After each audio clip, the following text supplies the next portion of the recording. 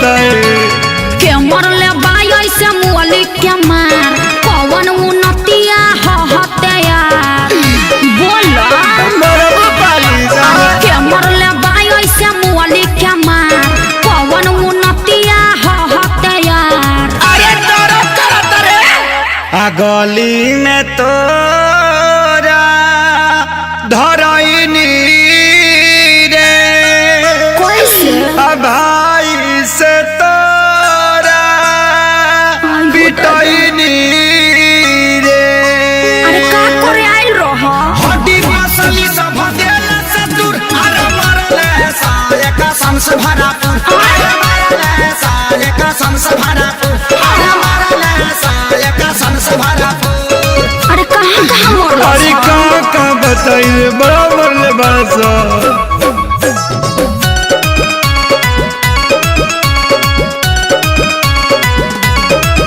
मुँह खोला होट बलेटवा खिया दी अब नया राजा हरदी पिया दी। 45 मरब नहीं झरला पनू न दारा बात मीठा मीठा जानी कारा।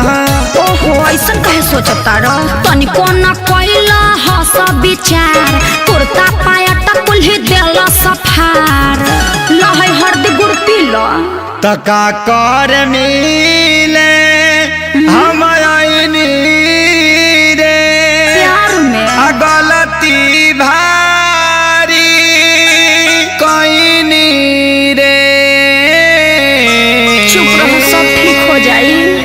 पूछा करू अब तू हर दिला गुड़ अरे मरले साए का संस भरापुर अरे मरले साए का संस भरापुर अरे मरले साए का संस भरापुर। अरे चुप रहो चलो भोका माइस के सुई दिबा दी।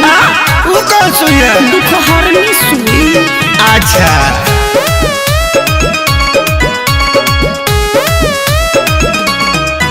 मरल सन जैसे मारे कसाई पापी हो बड़ी बारे सभाई जनता रे खेसारी सभन के सब खेला है बचन के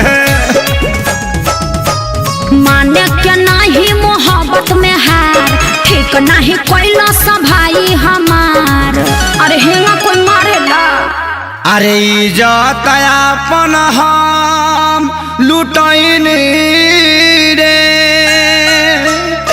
आ सोनू के बात में पड़क गईनी रे। रहे के बायब तो तोरा से दूर अरे मरले साए का संस भरा। अच्छा चुप अरे मरले साए का संस भरापुर अरे मरले साए का संस भरापुर। अरे बाप रे बाप दर्द होता। अरे लावा अमर लाता के पाता साट दी।